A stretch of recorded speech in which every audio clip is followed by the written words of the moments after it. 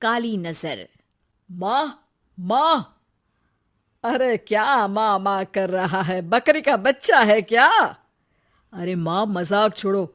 मुझे फाइनली वो मेन चौराहे वाली दुकान मिल गई है। अब देखना, आपका बेटा दुगनी स्पीड से पैसा कमाएगा। ओफो, ये क्या? मेरी ऑनलाइन मेकअप क्लास चल रही है। इतनी जोर से क्यों बोल रहे हो आप दोनों? अरे मेरी धर्म पत्नी जी, मेकअप क्लास बाद में करना। वो चौराहे वाली दुकान मिल गई है हमको। अरे वाह! रुको, मैं अपनी माँ को फोन लगाकर बता देती हूँ। अरे मैं भी अपने रिश्तेदारों को बता देती हूँ। कितनी खुशी की बात है। हाँ हाँ, मैं भी अपने दोस्तों को बता देता हूँ। 1 हफ्ते बाद रजिस्ट्री है। बस, घर में खुशी का मौका था। उन तीनों ने अपने अपने फोन उठाए और लोगों में बात फैलाना शुरू कर दिया। और रही सही कसर, श्वेता बहू ने अपने पड़ोस में सबको बताकर कर दी। अरे वर्मा आंटी, अब हम भी जल्दी कार ले लेंगे। घर का रेनोवेशन होगा और ठाट से रहेंगे हम भी। अरे, ऐसा क्या हुआ? लॉटरी बाटरी लग गई है क्या? अरे, इस बार चौराहे वाली मॉल में हमको भी दुकान मिल गई है। दुकान नंबर 21, जो एकदम चौराहे पर है। अब ग्राहक बढ़ेंगे तो आमदनी भी बढ़ेगी ही ना। अरे वाह, कितनी खुशी की बात है। मैं बहुत खुश हूँ तुम्हें इतना खुश देख के। बाकी एक बात कहूँ, सबको मत बताते फिरना। किसी की नजर लग जाएगी तो खुशी की खबर वापस लौट जाएगी। हैं? ऐसे थोड़ी ना होता है। अब डरा रही हो। अरे सही कह रही हूँ। काली नजर कहते हैं इस चीज को, जब आप किसी को कुछ बताओ और वो काम बिगड़ जाए। अरे लेकिन मैं तो। तुमने सबको बता दिया ना? हाँ, फोन लगा लगा के। अब बच के रहना। काली नजर बड़ी खतरनाक होती है। श्वेता इतनी खुश रहती है कि वो वर्मा आंटी की बात पर ध्यान ही नहीं देती, जबकि पड़ोस में और भी लोगों से खुशी की खबर शेयर करती रहती है। अगले दिन राजेश बहुत दुखी होकर घर आता है। अरे बेटा, क्या हुआ? मुंह क्यों सूजा हुआ है? मधुमक्खी ने काट लिया क्या? माँ, वो दुकान किसी और के पास चली गई। किसी ने ज्यादा भाव लगा दिया। अरे पर बात तो आपसे हुई थी ना उस दुकान वाले की। हाँ, आज मैं टोकन अमाउंट देने गया था, तब मुझे पता चला। कोई आकर सुबह मुझसे पहले ही ज्यादा अमाउंट दे गया। हम्म, काली नजर। क्या? क्या कहा? वर्मा आंटी ने समझाया था कि किसी को बताना मत, वरना काली नजर लग जाएगी। अच्छा, तुम्हें उनकी बात मान लेनी चाहिए थी। उनकी बात मान लेती, लेकिन उसके पहले ही सबको बता चुके थे ना हम तीनों। अरे अगली बार से ध्यान रखेंगे।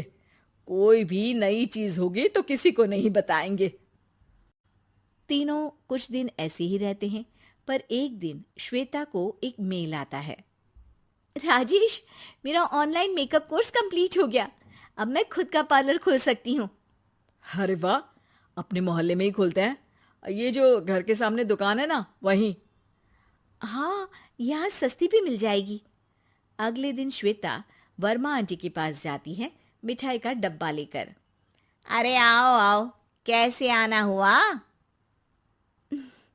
जोर से नहीं बोलूंगी। वो सामने वाली दुकान है ना, वहां मैं अपनी पार्लर की दुकान खोलने वाली हूँ। उसकी मिठाई है। अरे वाह, बहुत बधाई हो तुमको। हाँ, मैं कमाने लगूंगी तो राजेश पर पूरे घर का बोझ नहीं रहेगा ना आंटी जी। ये तो है। पर ये बता कि तूने ये बात किसी और को तो नहीं बताई ना? अरे नहीं नहीं, पिछली बार गलती कर दी थी। काली नजर लगी किसी की और राजेश के हाथ से वो दुकान चली गई थी। सबको मत बताना। चलो मैं चलती हूँ, कल दुकान की बात करने भी तो जाना है। अगले दिन श्वेता दुकान के लिए मालिक से बात करने जाती है। अरे लेकिन दुकान तो हम कल रात को ही किसी को दे चुके हैं। कल ही? हाँ, कल ही। 2 दिन बाद कोई यहाँ पार्लर भी खोल लेगा। अब कहीं और दुकान देख लीजिए। अरे पर हमको भी तो पार्लर ही खोलना था। हाँ भाई, ये एक ही दुकान है, आधी आधी तो नहीं दे सकता ना मैं। राजेश और श्वेता घर पर हताश होकर आ जाते हैं। इस बार तो किसी को बताया भी नहीं था, अब किसकी काली नजर लग सकती है। सुनो, तुमने माँ को बताया था क्या? अरे कैसी बात कर रही हो, माँ की नजर थोड़ी ना लगेगी। पक्का तुमने किसी को नहीं बताया था ना? सिर्फ वर्मा आंटी को बताया था, उन्होंने ही मुझे किसी को नहीं बताने को कहा। अरे यार, तुम भी सही हो, मेरी माँ को नहीं बताने को कह रही हो, पर वर्मा आंटी को बताना तुम्हें जरूरी लगा। अरे वर्मा आंटी ने ही तो काली नजर के बारे में बताया था ना, वो हमेशा हमारा भला ही तो चाहती है। मेरी माँ भी हमारा भला ही चाहती है। अरे पर चिल्ला क्यों रहे हो, बात नहीं कर सकते क्या आराम से? नहीं आता वो आराम से बात करना, और करना भी नहीं चाहता हूं मैं। दुकान जाने का दुख गुस्से में बदल गया था और राजेश और श्वेता में बात बंद हो गई थी। 2 दिन बाद मोहल्ले में पार्लर का इनॉग्रेशन हुआ, जिसमें मोहल्ले के सभी लोगों को बुलाया गया, पर श्वेता, राजेश और माँ नहीं जाते। माँ, अंदर आ जाओ, क्या देख रही हो? अरे नया पार्लर देख रही हूं अपने आंगन से। देखो, माँ को दूसरे का सुख देखने में कितना मजा आ रहा है, मेरा दुख नहीं दिख रहा इन्हें। यहाँ मेरा पार्लर भी तो हो सकता था। अरे चुप रहो यार, हर बात में लड़ाई क्यों ढूंढ रही हो? राजेश और श्वेता फिर बहस करने लगते थे। तभी माँ ने दोनों को बाहर बुलाया। अरे जरा देखो तो, दुकान चलाने वाले का बोर्ड पर नाम क्या लिखा है? श्रुति वर्मा। गाड़ी निकाल बेटा, हमें कहीं जाना है। काली नजर का इलाज कराने? राजेश अपनी बाइक निकालता है। तीनों ट्रिपलिंग कर रहे हैं। माँ राजेश को उस मॉल वाली दुकान पर लेकर जाती है जहां राजेश अपनी दुकान खोलने वाला था। यही दुकान लेना चाहता था ना तू? हाँ, पर इनको भी दुखी करने लेकर आई हो क्या यहाँ पर दुकान दिखाकर? वहां काफी नहीं था? अरे श्वेता, थोड़ा सब्र रख, अभी पता चलेगा कि हम यहाँ क्यों आए हैं। बता, इस दुकान चलाने वाले का नाम क्या है? अनुपम वर्मा। कुछ समझ में आया?